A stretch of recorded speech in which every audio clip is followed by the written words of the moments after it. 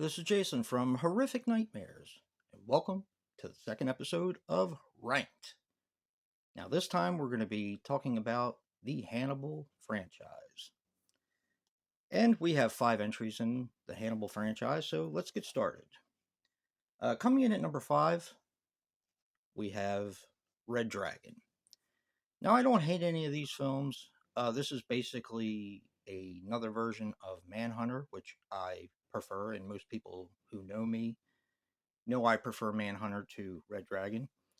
I do like that Anthony Hopkins is in this. Edward Norton does a great job, and it's a decent movie.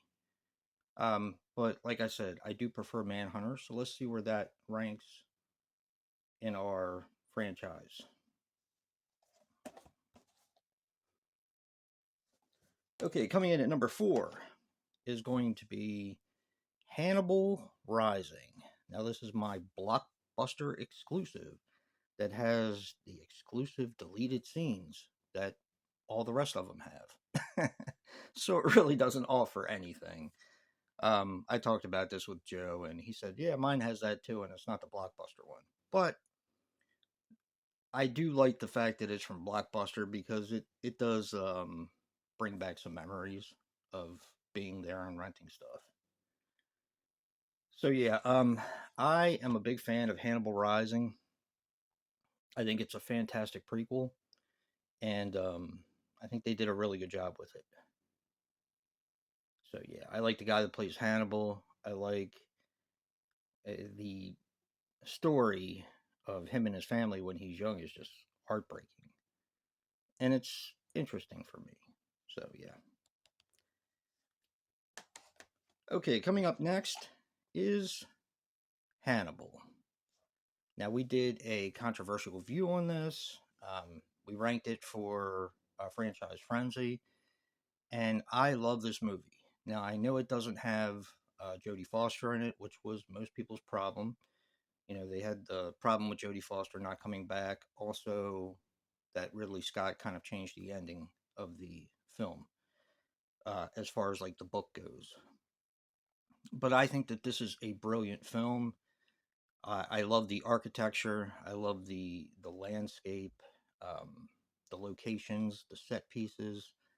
I think that Anthony Hopkins is brilliant and very creepy in this.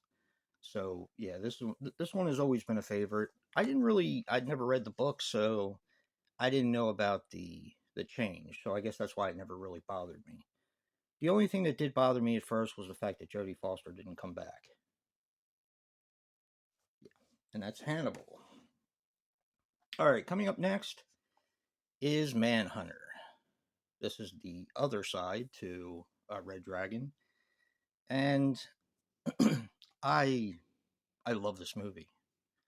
This is what I grew up watching, and it not only has nostalgia, but I think it outdoes Red Dragon in the acting department, the casting department.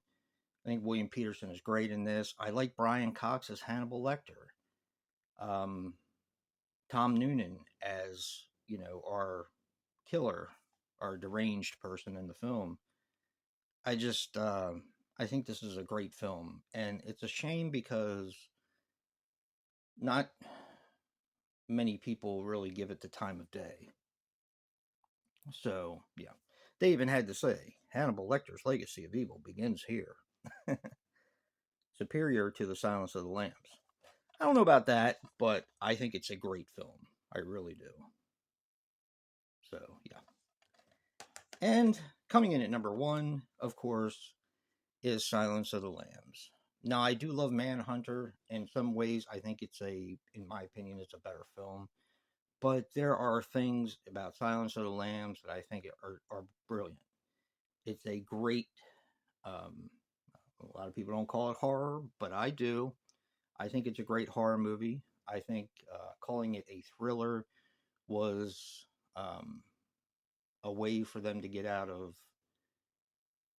having something win Best Picture.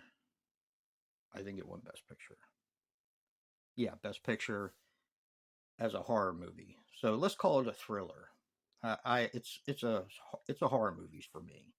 there are scenes in there that are nightmare fuel, like when the lights go out and he's tracking Starling in the house, um, him abducting the women. It's just it's really creepy. There are some really creepy scenes in this film, and Hannibal Lecter does his best at being super creepy. So yeah, that is my number one, Silence of the Lambs.